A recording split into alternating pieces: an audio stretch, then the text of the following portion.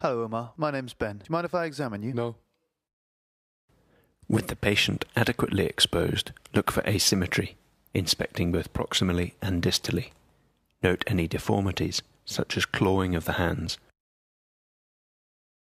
Examine specifically for wasting or hypertrophy of the muscles, fasciculation, and involuntary movement. If present, fasciculations are often elicited by flicking the skin over a muscle. Just let your arms go floppy for me. To test tone in the upper limb, hold the patient's hand as if shaking it, and use your other hand to support their elbow. Rotate the forearm, flex and extend the wrist, elbow and shoulder, varying the speed and direction of movement. The muscle tone is the resistance felt by the examiner when moving a joint passively. Again, let this arm go floppy. Always compare sides. Muscle tone can be decreased or increased in pathology. There are two principal types of hypertonia: spasticity and rigidity.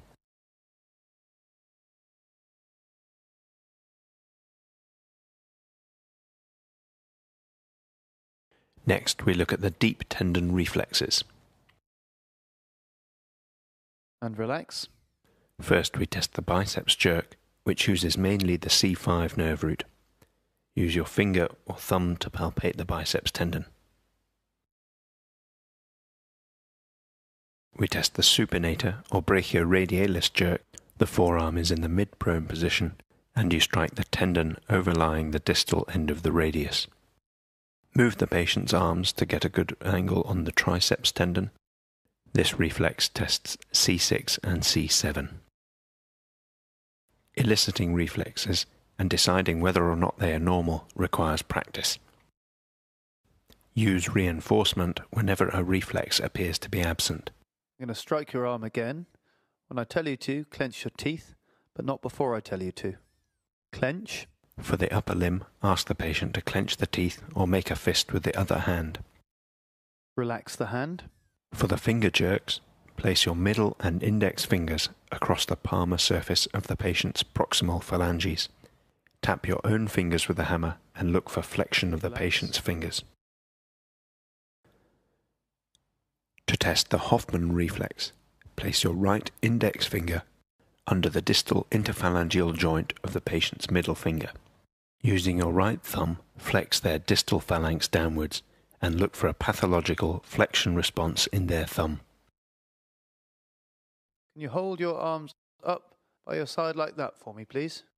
Stop me from pushing them down. Power in abduction Stop me from pushing them up. and adduction. Now hold them out in front of you like that.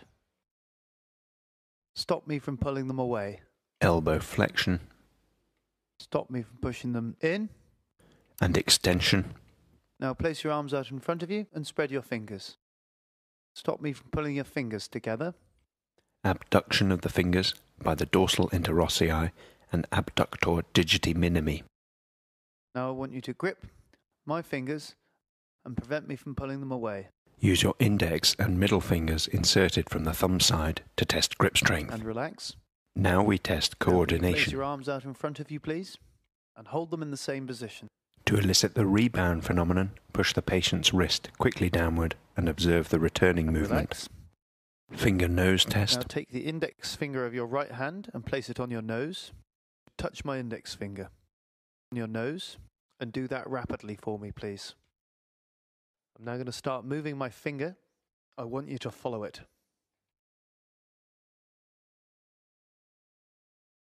Now do the same with your left hand.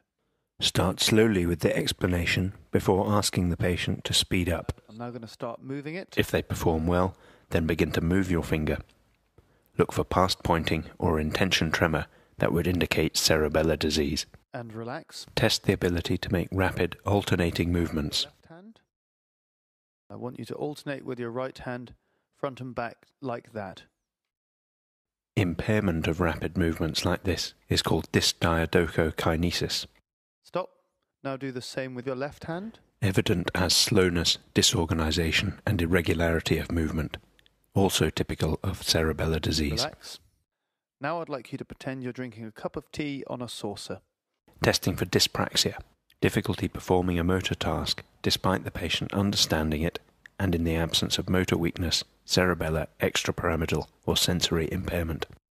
Now I'd like you to copy those shapes and then write a sentence. Inability to draw a geometric figure is called constructional apraxia and is a feature of parietal disturbance. Writing a sentence requires intact language function, as well as fine motor control of the hand.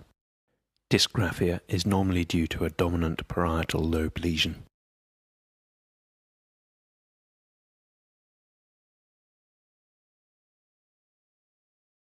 Now could you put on your jumper? Dressing apraxia is often associated with spatial disorientation and neglect. It is usually due to non-dominant hemisphere parietal lesion.